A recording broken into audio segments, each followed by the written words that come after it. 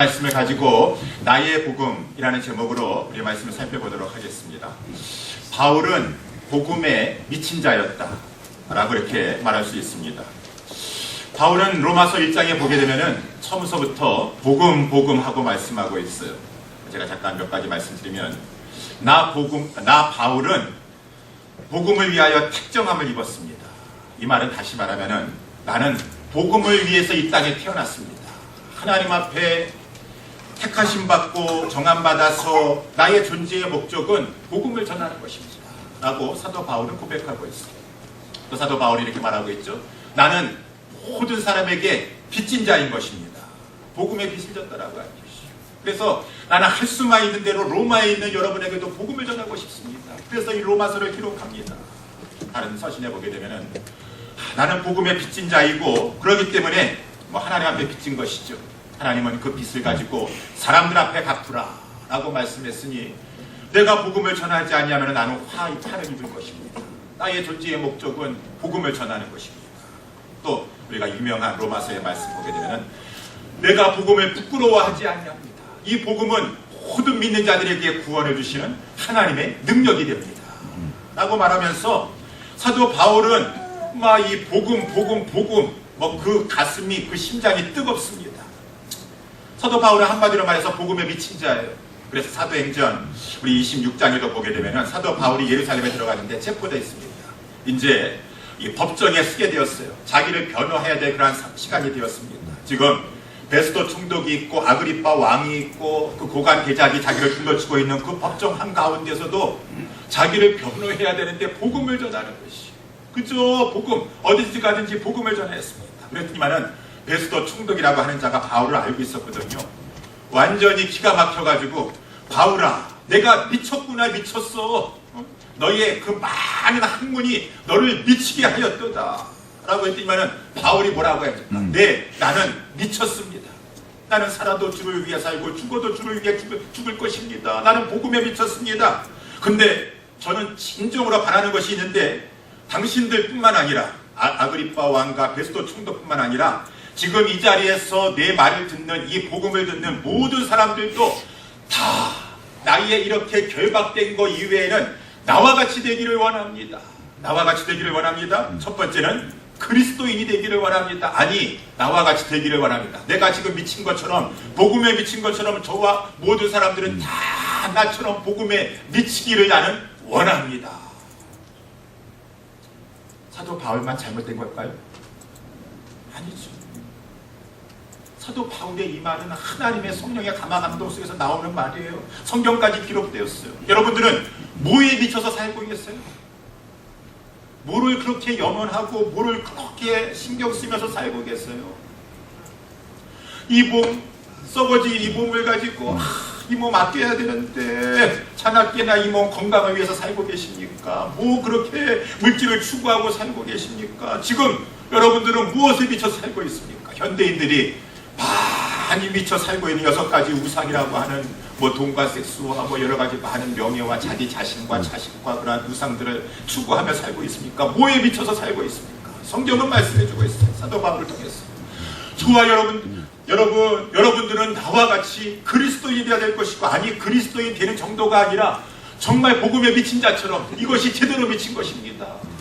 여러분들 우리 모두는 다 이렇게 내가 결박되어가지고 지금 이러한 상황 가운데 있는 것 이외에는 정말 그리스도인이라고 하면은 복음에 미쳐 살아야 됩니다. 하나님은 말씀해주고 있는 것이. 사도 바울은 그래서 로마서 1장에 그렇게 복음한 다음에 쭉 복음을 기록하는 것이 물론 그것이 마태복음, 마가복음, 누가복음, 요한복음과 같은 바울의 복음은 아니라 할지라도 명명이 되셨다. 그것은 복음이에요. 예수 그리스도에 대한 복음의 이 구원의 메시지를 전해주고 있다라고 하는 것입니다. 그러면서 다 모든 이 복음을 전한 다음에 맨 마지막에 찬양을 하면서 하나님께 영광 올려드리는데 그것도 복음이랬어. 25장에 보면 나의 복음이다 라고 말씀해주고 있어요. 여러분 복음이라도 나의 복음이다 라고 말하기까지 하는 그 바울의 심령은 정말 복음이 귀중하다.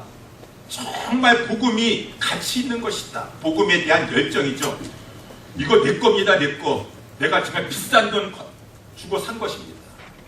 내 겁니다라고 할 강조에 나의 복음입니다 라고 말한 것은 복음에 대한 열정과 복음에 대한 이 사랑과 복음에 대한 감격을 담아 표현하고 있는 그런 말인 것이죠. 저는 이 말씀을 가지고 저와 여러분들이 우리가 살아도 어떻게 살아야 될 것인가, 무엇을 생각하면서 무엇이 나를 정말 드라이빙 포스가 돼서 나를 지금 움직이고 있는가, 무엇을 추구하고 있는가. 오늘 본문의 말씀을 통해 하나님은 말씀해 주시니 너도 바울과 같이 복음에 미친 자가 되라, 복음의 사람이 되라 라고 주님 말씀하시니 어떻게 하면 우리가 복음의 사람이 될 수 있을까요? 우리의 삶 속에서 바울과 같은 그러한 복음을 가장 가치 있는 것을 여기며 사는 사람이 될 수 있을까요? 두 가지 좀 살펴보기를 원합니다. 첫 번째, 복음의 사람이 되려면은 복음을 먼저 알아야 된다는 것입니다. 그것이 얼마나 귀중한 것이고 그것이 얼마나 깊은 오묘한 하나님의 섭리의 손길이 담겨져 있었던가 하는 것을 우리는 복음을 연구하는 것을 통해서 깨달아야 돼요. 목사님, 복음 다 알고 있습니다. 복음 그 간단한 걸 모르겠습니까? 뭐 그냥 사형리 십자 다 전도 몇 번 해봐가지고 다 알고 있습니다. 그 정도 수준이 아니에요. 하나님의 말씀은 처음부터 복음이에요. 아니, 이 말씀이 기록되기 전서부터 하나님의 모든 것은 다 복음의 흐름 속에서 하나님의 복음의 손길이 담겨져 있는 것입니다. 사도 바울은 그것을, 성경을 연구하는 것 가운데 깨닫게 되었어요. 사도 바울이 처음에 예수 그리스도를 만난 것은 다메섹 도상에서 예수 믿는 사람들 잡아다가 옥에 가두려고 다메섹으로 가는 도중에 나는 그 예수쟁이들이 말하는 그리스도가, 예수가 부활했다, 그걸 믿지 않았습니다. 사도 바울은 믿지 않았는데 이것이 웬일입니까? 다메섹으로 가는 도중에 그 예수님이 바울을 찾아오셨어요. 사울아, 사울아, 왜 나를 핍박하느냐? 주여, 니시오니까 나는 너가 핍박하는 예수라. 아니, 정말 그 얼마 전에 십자가에서 죽었다고 하는 그 예수가 살아계시는 것입니까? 그 주님의 음성을 들은 다음에 사도 바울은 정말 예수쟁이들이 하는 말처럼 예수는 부활하셨구나, 살아계시는구나, 자기 자신을 찾아온 예수 그리스도의 음성을 통하여 그는 예수님을 만나게 되었어요. 처음부터 복음을 깊이 깨닫지는 못했을 것이죠. 사도 바울은 모든 것이 혼동스러웠을 것입니다. 어떻게 된 것인가? 나는 그래도 구약이 하면은 가말리엘의 문화생이고 구약에 정통한 자인 것인데, 율법으로는 흠이 없는 자인데 어떻게 된 것인가? 이것이 하나님의 구약에서는 복음에 대해서, 그리스도에 대해서 말씀해주고 있지 않냐는데, 그가 사흘 동안 금식하면서 기도하며 간절히 있었을 때 아나니아라고 하는 자가 그의 눈에 비늘을 벗겨주면서 드디어 보게 되었을 때 그는 곧바로 사도들을 찾아가지 아니하고 성경에 보니까 아라비아로 가서 3년 동안 운둔 생활했다. 그 운둔 생활하면서 사도 바울은 무엇을 했었을까? 바로 하나님의 말씀을 다시 연구했을 것입니다. 예수 그리스도의 계시의 영을 받아서 그 자기가 익히 어려서부터 알고 있는 구약의 말씀을 다시 살펴보는 것 가운데 하나님은 내가 그동안 몰라 있었고 창세기서부터 말라기까지 모든 말씀을 통해서 하나님은 이 예수 그리스도 메시아에 대해서 말씀해 주셨구나 라고 하는 것을 깨닫게 되었습니다. 창세기 3장 15절에 나와 있는 대로 아담과 하와가 범죄했더니만 하나님께서 그 뱀을 향해서 저주하는데 여자의 후손이 너희의 머리를 상하게 할 것이니라. 우리의 하나님의 즉각적인 그 말씀의 저주의 말씀을 통해서 하나님이 이미 창세 전서부터 다 우리를 구원하실 구원 계획을 가지고 계셨어요. 지난번에 한번 말씀드린 대로 성부 하나님과 성자 우리 하나님께서 서로 언약을 맺으셨어요. 성자 하나님, 내가 택한 백성이 있습니다. 이 자들을 구원하기를 원하는데 저들을 위해서 구속을 이루어주시겠습니까? 예, 성부 하나님, 제가 그 구속을 이루도록 하겠습니다. 그것은 바로 인간의 몸을 입고 이 땅에 내려오셔서 그 인간이 되셔서 피를 흘려주시는 것이, 그러므로 말미암아 속죄의 피로 말미암아 하나님이 선택하신 백성의 구속을 이루시는 것입니다. 그런 것을 통하여서, 말씀을 통하여서 다 하나님께서 이미 예정하시고 그것을 가지고 그리스도와 언약을 하셨다는 것을 알 수가 있습니다. 구구절절이 구약의 제사 제도라든가 그런 것을 다 우리 예수 그리스도 오실 메시아를 예표하고 있습니다. 특별히 오늘 본문에도 말씀에 나와 있는 것처럼 26절에 보게 됩니다. 선지자들의 글로 말미암아 영원하신 하나님께서 명을 주셔서 선지자들로 하여금 앞으로 오실 그 메시아에 대해서 자세히 말씀해 주셨어요. 우리가 이 시간에 그걸 살펴볼 수가 없습니다. 구약을 다시 한번 예수 그리스도를 통해서 사도 바울은 보는 것 가운데 연구하는 것 가운데 깨닫게 되었어요. 이사야서 11장 1절에 이새의 뿌리에서 싹이 나올 것이다. 그는 여호와의 총명과 지혜의 신을 받을 것이고 그 나라를 다스릴 것이다 라고 하는 그런 말씀이, 아니 이것이 바로 그 이새의 뿌리 다윗의 혈통에서 나실 그 예수 그리스도를 말하는 것이었었구나. 이사야서 53장 우리 쭉 말씀, 고난받는 종의 말씀 알고 있습니다. 그가 찔림은 우리의 허물을 인하며 그가 상함은 우리의 죄악을 인함이라. 그가 징계를 맞음으로 우리는 평화를 누리고 그가 채찍에 맞음으로 우리는 나음을 입었도다. 우리는 다 양 같아서 각기 제 길로 갔거늘 여호와께서는 우리 무리의 죄악을 그에게 담당시키셨도다. 이사야 선지자가 예수님 오시기 전에 700년 전에 예언한 이 말씀이 어쩌면 그렇게 정확하게 얼마 전에 죽으셨던 예수 그리스도에게 적용이 되셨는가. 그는 하나님의 예비하신 어린 양이셨구나. 도살장으로 끌려가는 어린 양같이 잠잠히 그 여호와의 뜻을 성취하시기 위해서, 구속을 이루기 위해서 주님은 그 모든 것을 견디시고 참으셨구나. 우리 하나님이 구약에 다 복음에 대해서, 예수 그리스도에 대해서 다 말씀해 주셨구나. 시편 16편 10절에 보니까 다윗이 고통 가운데 하나님 앞에 부르짖어 기도하는데, 내 영혼을 우부에 버리지 마시고 주의 거룩한 자로 썩지 않게 하여 주시옵소서. 이 말씀도 다윗은 죽어서 그 몸은 무덤에 들어가서 썩었고 그 시체는 아직까지도 그 다윗은 그 무덤은 아직까지 있는데, 이것이 무엇을 말하는 것인가? 이것이 바로 예수 그리스도의 부활에 대해서 말씀해 주고 있는 것이구나. 사도 바울은 구약을 다시 한번 보는 것 가운데 이렇게도 구약 안에서 많은 부분이 예수 그리스도의 십자가의 죽으심과 부활과 그 모든 것을 말씀해 주고 있다는 것을 깨닫게 되었을 것이요. 눈에 육신적인 비늘만 벗겨질 것이 아니라 영안이 밝혀지게 되었어요. 하나님의 말씀을 깨닫게 되었어요. 여러분, 우리도 마찬가지입니다. 다 아는 것 같지만 하나님의 말씀 다 알고 계세요. 그 말씀이 정말 예수 그리스도에 대한 말씀이라고 내 마음속에 감동으로 찾아오게 됩니까? 우리는 하나님의 말씀을 가까이 해야 돼요. 그 구약의 말씀을 통해서라도 복음의 그 예수 그리스도의 예표한 그 말씀을 우리는 깊이 묵상하면서 하나님의 놀라운 섭리의 손길을 깨달아야 된다는 말이죠. 그런데 정말 그러한 모든 것들이 다 우리에게 복음이 되는 것은 왜 복음이 되는 것입니까? 그 메시아의 죽으심과 부활하심과 그 모든 주님이 이루신 것이 나의 것이 된다는 거 하는 것입니다. 예수의 죽음이 나의 죽음이요, 예수의 부활이 나의 부활이요, 예수의 승천이 나의 승천이요, 예수의 천국이 나의 천국이 되었어. 우리 주님이 말씀하고 있지 않습니까? 우리 죄인에게는 아무 공로가 없는데 주님이 다 이루셨기 때문에 이제 우리는 그 예수님이 이루신 공로를, 의를 덧입게 되는 방법이 우리의 행위로 말미암는 것이 아니에요. 다만 그를 믿기만 하면 주님이 이루신 그 의, 하나님의 의, 그것을 가지고 우리에게 덧입혀 주시니, 성경에 말씀하시는 사람이 의롭다 하심을 얻는 것은 율법의 행위에 있지 아니하고 믿음으로 되는 줄 우리는 아노라. 어떻게 알고 있습니까? 구약에서 보여주고 있잖아요. 우리 지난번에 로마서 말씀 살펴봤는데 아브라함이 하나님 앞에 의롭다 인정받는 것이 언제였었습니까? 창세기 22장이겠죠.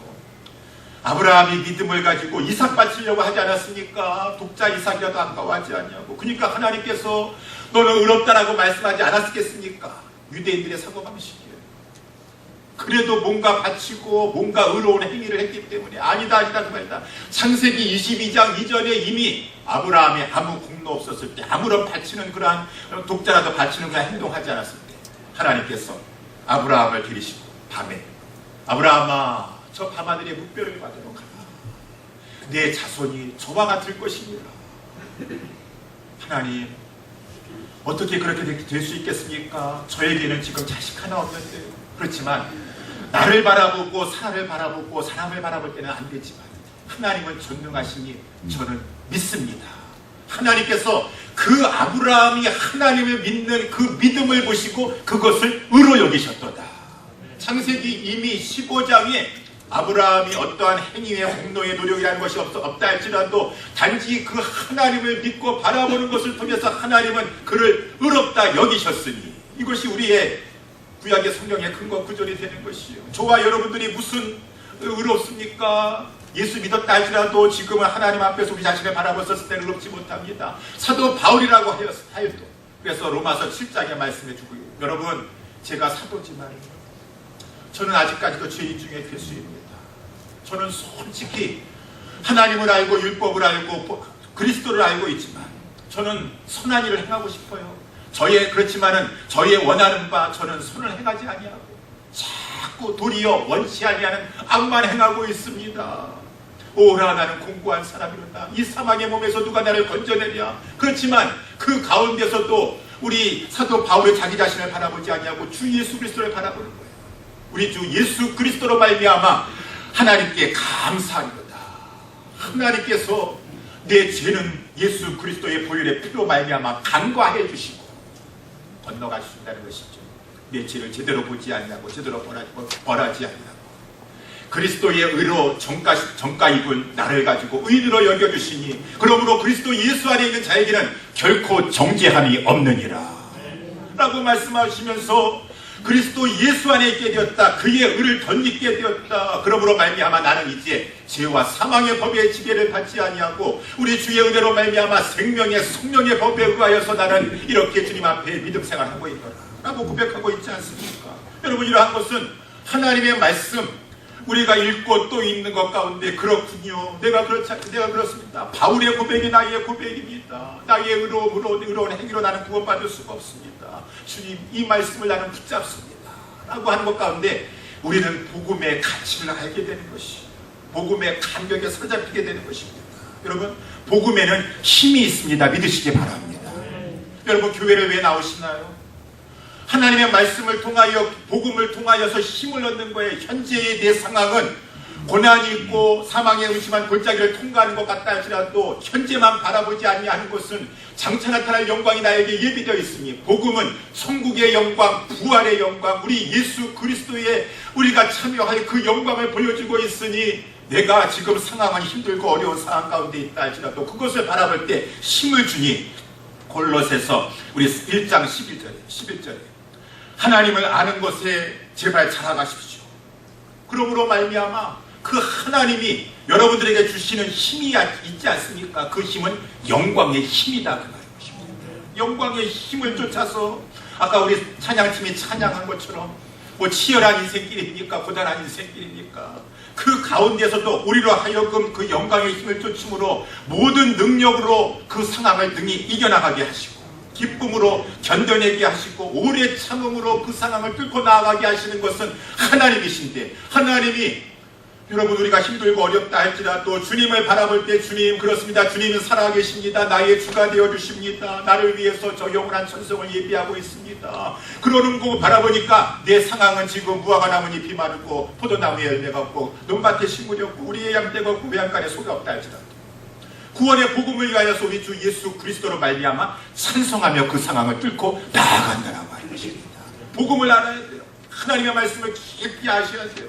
여러분, 그렇기 때문에 2018년도에는 하나님의 말씀을 가까이 하세요. 하나님 앞에 마음을 작정하시고 하실 수만 있으면은 여러분들께서 성경을 통독하셔도 좋으시지만 통독하다 보니까 많은 분들이 목사님 성경 통독이 쉽지가 않습니다. 하루에 한 3-4장 읽어 나가야 되는데요. 좀 뭔가 일이 생겨가지고 피곤하면은 금방 수십 장으로 이렇게 밀리게 되고 피곤하니까 힘듭니다. 그렇군요. 그러면은 그것은 힘드시지만 하루에 5장 정도는 하실 수 있을 거예요. 저는 이 문제를 이렇게 낸다 할지라도 여기에 있는 것이 그저 뭐 이 아브라함은 몇 세에 죽었느냐라고 하는 그런 식으로 이렇게 문제되지 않습니다.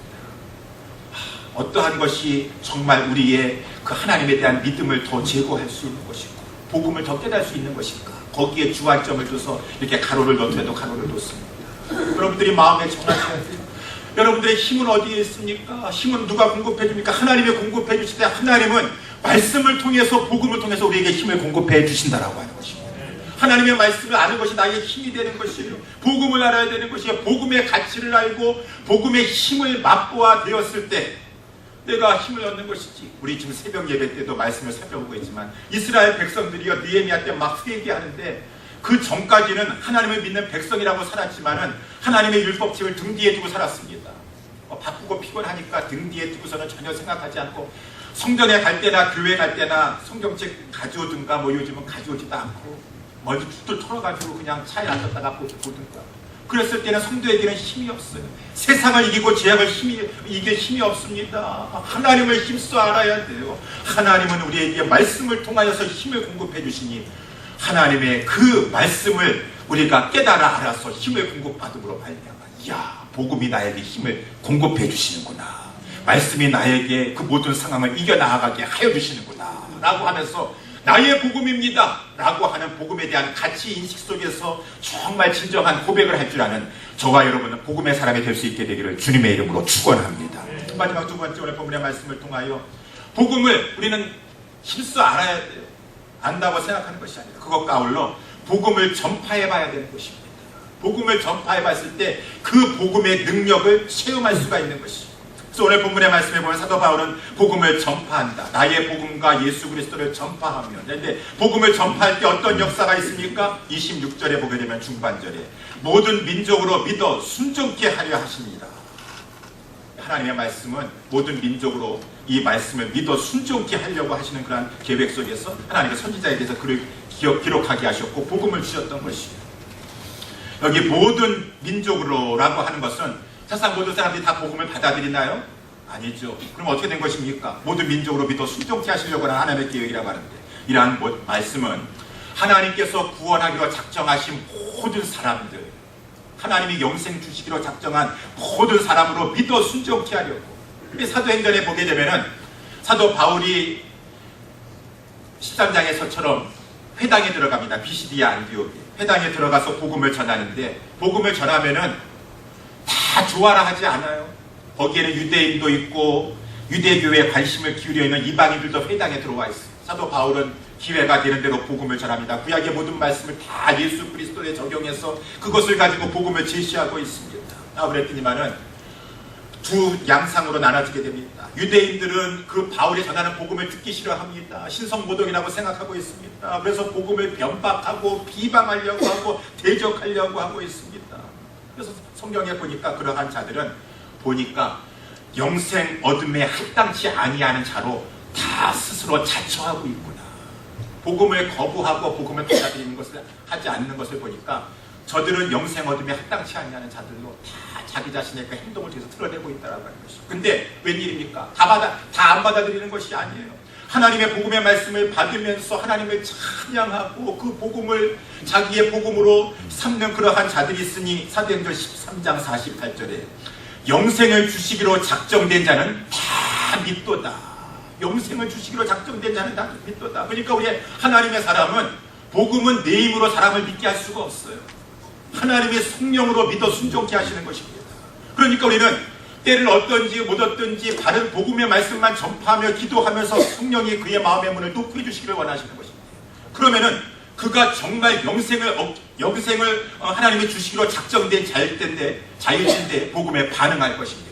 우리는 사람을 바라보는 것이 아니라 하나님의 복음의 말씀을 전파해야 되는 것이에요. 그것이 사도행전의 내용 아니겠습니까? 사도 바울이 능력이 있어가지고 복음 잘 전한 것이 아니에요. 담대하게 이 사실 믿고 나아가서 사도행전 16장에 빌립보성에 들어가서 오늘은 안식일인데 기도처가 어디 있는가 라고 보니까 저쪽에 우리 여인들이 이렇게 모여 있었습니다. 몇 명이 모여 있었는지 모르겠지만 몇 명이 모여 있었어요. 그래 가가지고 복음을 전했습니다. 복음을 전했더니만 그 복음을 통해서 성령님께서 역사하여 주셨어. 그 여인 가운데 그 성에 실크 비즈니스를 하고 있는 어떤 여자가 있었으니 이름하여 루디아라고 하는 여인. 주께서 그 여인의 마음을 열어서 바울의 복음을 청종하게 하셨더라. 오늘 본문에 나와 있는 대로 복음을 전하니까 다른 그 마음들은 열려지지 아니하였는데 그 루디아는 하나님이 영생 주시기로 작정된 자였었어요.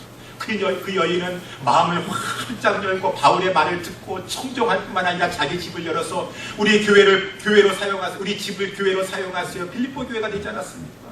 여러분, 이렇게 하나님께서 역사하신다는 것입니다. 그런 것을 체험했었을 때, 이 복음이 뭐길래 유대인들은 표적을 구하고 저 헬라인들은 철학적인 것을 구하고 있지만 나는 저들이 무식하다라고 하는 이 십자가의 도를 전하는데 이것을 가지고 믿는 사람이 생기네. 이것을 가지고 저들은 자기 집이라도 내놓으려고 하네. 라고 하는 것을 이제 막 보게 되는 것입니다. 그러니 이 복음이 얼마만큼 하나님이 살아 역사하시는 것이라는 것을 체험하게 되니까 정말 복음의 가치를 아는 것이에요.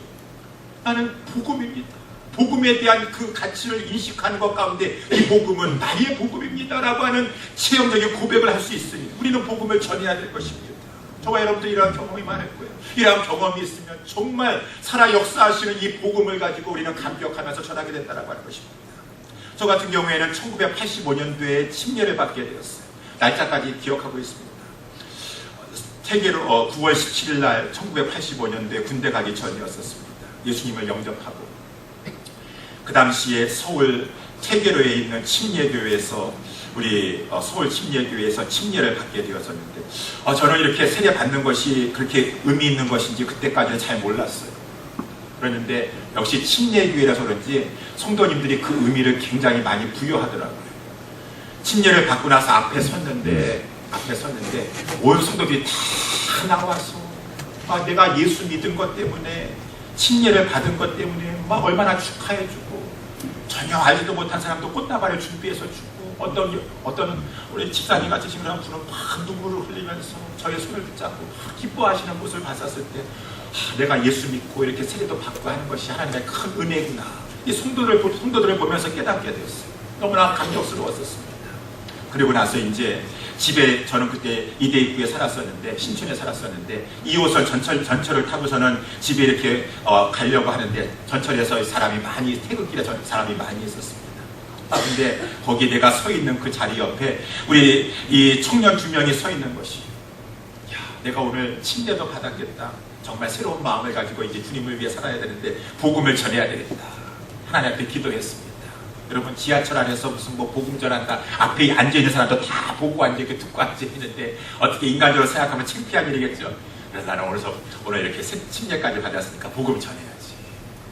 2명의 이렇게 청년에게 말을 걸면서 복음을 전하게 되었습니다. 근데 하나님이 역사해 주셨어요.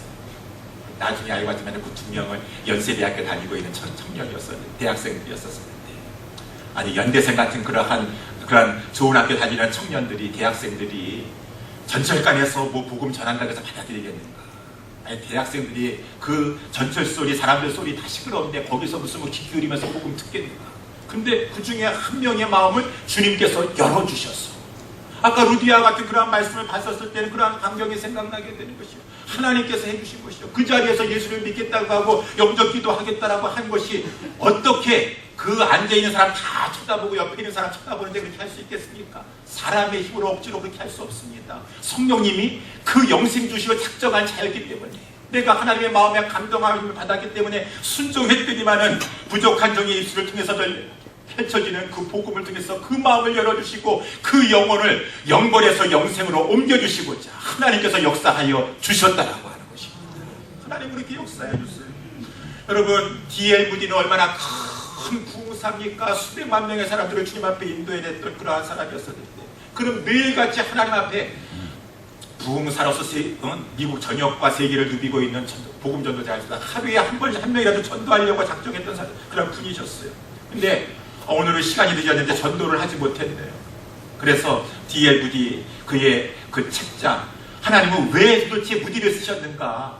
그는 지식도 많지 아니하고 참 여러 가지 말도 잘하는 것도 아니었었고 부족했었는데 왜 하나님은 D.L. 무디를 썼었는가라고 하는 소책자가 있는데 거기에 나와 있는 내용입니다. 다른 그 D.L. 무디 친구가 쓴 책이에요. D.L. 무디가 하루는 내가 오늘은 전도를 해야 돼. 전도를 못했구나. 밤에 시카고 거리에 나가게 되었는데 캄캄한 밤인데 저 가로등 밑에 어떤 사람이 서 있었어요. 저 사람에게 가서 복음을 전해야 되겠다라고 하면서 예수님 믿으십니까? 라고 복음을 전해야 되는데 그 사람이 굉장히 불쾌하게 생각했습니다. 밤에 모르는 사람이 와가지고 말을 거니까. 그래서 그 사람이 차갑게 거부를 한 다음에 D.L. 무디인 줄 알았던 것 같아요. 무디에 가까운 친구에게 찾아가가지고 무디에 대해서 막 안 좋게 얘기를 했다고 합니다. 그 무디는 안 되겠습니다. 사람이 너무 무식합니다. 열심은 있는지 모르겠지만 무식한 열심쟁이요. 일명식도 없는 나에게 가까이 와서 다짜고짜 예수 믿는 자고 하는데 아이고 복음을 전하는 사람이 꼭 그렇게 해야만 되겠습니까? 저 사람은 선하기보다는 남을 해롭게 하는 사람입니다. 무식한 열심쟁이인 것입니다. 라고 했어요. 그 친구가 그 말을 듣고 무디에게 전해줬다고 합니다. 무디 선생 너무 그렇게 하지 마세요. 사람들이 그런 얘기로 들려오고 있습니다. 무디가 좀 낙심이 돼서 나는 복음을 이렇게 전하려고 하는데 그러다가 있었었는데 수일이 지난 다음에 갑자기 밤중에 어떤 사람이 뒤를 부딪히며 막 세차게 두들겼대요. 무디 선생, 무디 선생. 알고 봤더니만은 그 자기가 그 밤에 복음을 전했던 그 사람이 자기 집을 어떻게 찾아왔어요. 찾은 다음에 하는 얘기입니다. 나는 그날 밤 당신이 나에게 복음을 전했을 때 그 복음을 거부하지 않았습니까? 그 복음을 제가 들은 것을 거부하고 나서 그 후서부터는 밤에 잠을 잘 수가 없습니다. 계속 내 마음에 당신의 음성이 들리면서 막 나를 흔들고 있습니다. 도저히 잠을 잘 수가 없으니 내가 어떻게 해야지 당신이 말한 대로 영생을 얻을 수가 있겠습니까? 라고 했다는 것을 그 책자에 기록되어 있습니다. 이러한 것들은 신비한 것이죠. 미스테리 같죠. 여기도 보니까 비밀의 계시라고 되어 있는데 하나님이 성령으로 역사하시는 것이라는 것입니다. 미스테리예요. 그 사람의 마음의 심령을 무디가 전한 그 복음이 살아서 움직임으로 말미암아 무디의 마음을 막 흔들어 놓는 것이에요. 그러니까 밤에 잠도 안 오고 어서 가서 회개하고 그 복음을 받아들이라고 하는 것입니다. 여러분 이러한 일들이 있고 특별히 복음의 능력이 강력하게 현장에서 역사하시는 것 중에 하나가 사형 집행소 아니겠습니까? 주께서 쓰시지 못하는 사람은 아무도 없다라고 하는 그 교도관장이었던 그런 분이 어떤 장로님, 그 김도진 장로님이신가요? 그분이 쓴 책자 간증도 제가 읽고 들은 적이 있었었는데 그분들이 그 책에 많이 기록한 내용 아니겠습니까? 그 교도관들이 하시는 말씀입니다. 예수 믿는 사람과 예수 믿지 아니하는 사람이 그 마지막 사형 이슬에 사라질 때의 모습이 너무나도 천양지차인 것입니다. 예수 믿지 아니하고 죽는 사람들은 마지막 순간에 사형 집행할 때 하고 싶은 말 유언 있으면 남겨보라라고 하면은 갑자기 그 사람들은 이렇게 하는 얘기가 이놈들 너희들이 나 죽이고 편안히 살 줄 아냐 두고 보자. 막 세상 원망하고 누구 원망하고 막 그런 다음에 공포에 질려서 발광하다가 비참하게 죽는 것이 일반 사람들의 모습입니다. 예수님을 진정으로 믿고 십자가를 통과한 사람들은요 마지막 죽는 모습이 틀립니다. 유언을 하라고 말을 하면은 주님 이 죄를 구원해 주셔서 감사합니다. 여러분 제가 복음을 진작 알았다면 내 인생 이렇게 살지 않았을 것입니다. 여러분들도 어서 예수님을 믿으십시오. 저는 이 땅에 살인범이었었지만 이제 하나님의 거룩한 자녀로 거듭났어. 저 천국에 주님과 함께 살기 위해서 천국으로 갑니다. 천국에서 만납시다. 라고 말을 한다는 것이죠. 그 살인마였었던 이 고재봉도 그 교도소에 들어가서 어떤 여집사님이 주시는 계속 성경과 복음을 통하여서 완전히 회심하게 되었어. 그가 새 사람이 되어서 복음의 그 교도소 안에서 많은 사람을 전도하고 마지막 죽을 때는 하늘 가는 밝은 길이 내 앞에 있으니 찬양하면서 천국의 죽음에 담겨 들어가지 않았습니까? 여러분 이렇게 복음은 사람을 변화시키는 것이고 그 살인마와 같고 그 고재봉에 들어갔을 때 미친 듯이 자기 자신의 신세와 모든 것이 다 죽이고 싶은 그러한 마음속에서 발광하고 해서 어떻게 그 사람을 믿어 순종케 하여서 순한 양같이 되게 해주시고 거기서 완전히 새 사람이 되어서 복음을 전하는 자가 되게 해줍니다. 복음의 능력이라고 하는 것입니다. 복음은 능력이 있어요.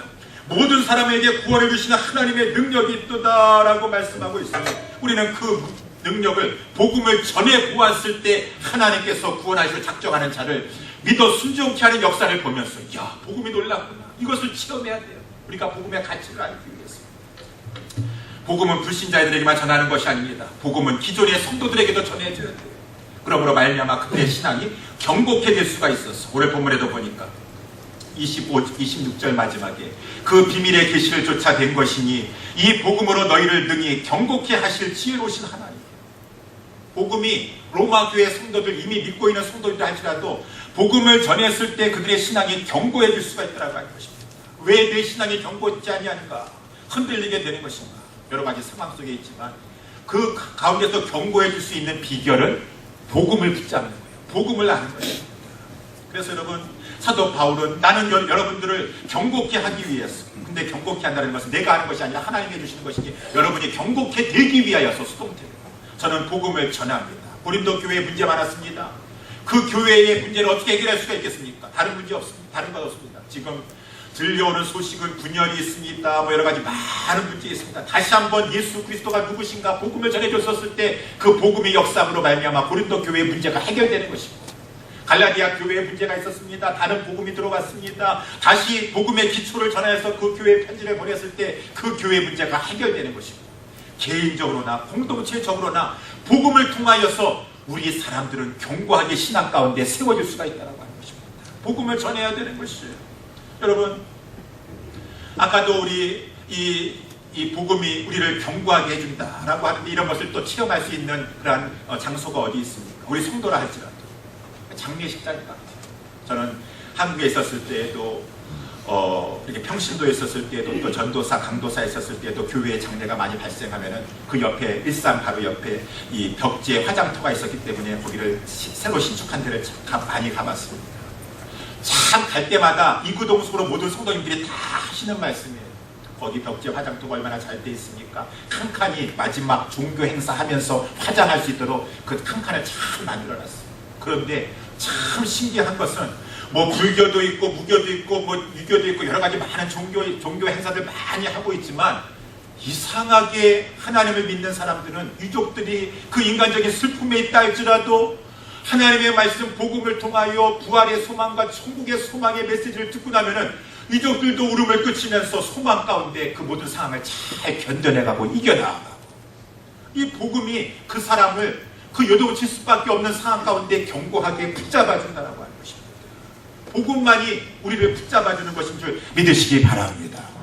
여러분, 불투만이라고 하는 유명한 신학자요 또 이렇게 이 목사였던 자가 이런 말을 했었습니다. 나는 20대에 많은 철학과 종교를 공부했다. 이분이 얼마나 많은 철학과 종교를 공부했겠어요. 그런데 복음은 그 모든 것에 비해서 너무 단순하게 느껴졌다. 30대에 내가 공부했던 철학과 종교들이 내 삶의 문제를 해결해 주지 못한다는 것을 알고 딜레마에 빠졌을 때 복음은 나에게 새로운 의미로 다가왔다. 40대에 이르러 인생의 모든 문제와 싸우면서 복음을 의지했을 때 복음은 내게 능력으로 나타났다. 50대가 되어서 지금까지 내가 쌓아놓은 것이 다 허무하게 느껴질 때 복음은 인생에서 가장 귀중한 것이 되었다. 60대가 되어 친구가 하나둘씩 세상을 떠나고 내 손에 잡았던 것들이 차츰 내 손을 떠나갈 때 이제 내가 붙들 수 있는 것은 오직 복음 하나뿐이었음을 알게 되었다. 이제 나에게 있어서 복음은 심오하고 위대하며 중요한 것을 떠나서 나의 유일한 것이 되었다. 여러분, 우리는 다 지금 늙어가고 있어요. 나이가 먹어가고 있습니다. 사람이 나이가 먹으면 자꾸 뭔가를 의지해야 됩니다. 내가 이렇게 몸도 지금 약해지는데 누구를 의지해야 되지? 뭘 붙잡아야 되지? 자꾸 의지해요. 그러니까 연세가 드셔도 돈을 붙잡아야 되니까 돈 없으면 나 병들고 어려우면 어떡하냐? 돈을 의지하려고 하시고 자식이라도 챙겨주겠지. 자식 의지하려고. 아니야. 내 건강 내가 챙겨야 돼. 내 건강 붙잡아줘. 내 건강, 내 자녀, 내 돈, 그것이 나를 진정으로 마지막 순간까지 붙잡아 주겠습니까? 자식이라 할지라도 너싱홈에 집어넣겠지. 내 건강이 그렇게 오래가면 얼마나 오래 가겠습니까? 내가 가지고 있는 것이 최고의 의료진을 해서 나의 그 마지막 순간까지 나를 아주 건강하고 안전하게 지켜줄 것인가? 허상이죠. 결국은 마지막 순간에 붙잡는 것은 저와 여러분들 다 복음밖에 없습니다. 목사님, 장로님, 권사님, 안수집사님, 뭐 신앙 좋으셔요.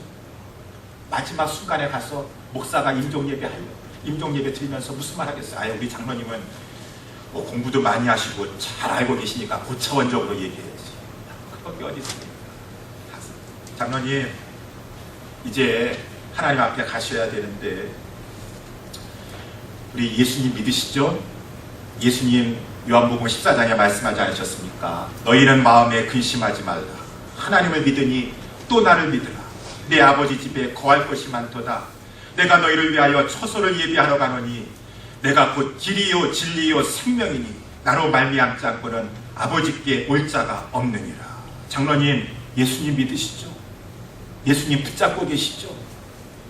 그 순간에 나 어떻게 보고 목사님이 이런 말을 가지고 나 예수 믿는 자고 하실 분이 어디 있어요? 복음밖에 없습니다. 마지막 누워 있었을 때 내 아내도 내 남편도 나 살려주지 못합니다. 죽음의 가정 통과하고 저 영원한 천국에 가는 길은 복음밖에 없어요. 붙잡아야 될 것은 복음밖에 없다고 하는 것입니다. 복음을 붙잡아야 되는데 지금 위험한 시대, 치열한 시대 가운데 살고 있고 언제 내일을 보장할 수 없는 가운데 살고 있는데 복음을 붙잡을 수 있는 힘이 없어. 자꾸 돈만 붙잡으려고 하고 뭔가 자녀 붙잡으려고 하고 복음을 붙잡을 수 있는 힘이 없는데 왜 힘이 없습니까? 알고 있는 것이 없으니까. 복음의 가치가 이렇게 없다고 생각하고 있는 것입니다. 복음의 능력을 체험한 적이 없으니까 죽을 때는 그렇게 붙잡겠죠라고 생각하고 있지만 마지막 순간에도 복음 붙잡고 붙잡고 있습니다. 주님이 나를 위해서 장차 나타날 영광 가운데 예비하고 만져주실 것입니다. 그 힘든 상황을 복음으로 뚫고 나가야 되는데 복음의 그 가치를 알고 있지 못하니까 말씀을 전해준다 할지라도 벽에다가 하는 말씀과 같고 한숨만 지고 낙심하게 되고 내가 아픈데 그것이 무슨 소리입니까? 여러분, 그렇기 때문에 지금 복음을 힘써 하셔야 돼요. 복음을 붙잡으셔야 돼요. 이 모든 상황 가운데서 복음이 주시는 힘을 공급받아서 뚫고 나아가는 것을 우리가 체험하면서 그 인생의 점점 어려운 상황 가운데 뚫고 나아가고 마지막 순간에 요단강을 건널 때 또 어떻게 건너는가, 우리 얼마 전에 청년부 예배 가운데 말씀 살펴봤지만 하나님께서 요단강 건너게 한 것도 말씀이 앞서가라고 하시더라고요. 말씀이 앞서가. 말씀이 언약궤를 맨 제사장들이 먼저 들어가서 먼저 앞에 가고 그 진을 한 1000m, 960배 정도 46규빗인가요? 떨어진 다음에 멀리서 그 말씀 모든 사람들이 다 그 믿음으로 말씀 바라보면서 언약궤 바라보면서 멀리서 다 그 분명하게 보이는 언약궤 바라보면서 그 뒤따라가면서 요단강도 건너게 되는 것입니다. 복음밖에 없다라고 하는 것입니다. 사랑하는 성도 여러분들이. 그렇기 때문에 우리는 복음, 하나님이 주신 것 앞에 감사하고 이 복음이 나의 복음이 되게 해야 된다라고 하는 것입니다.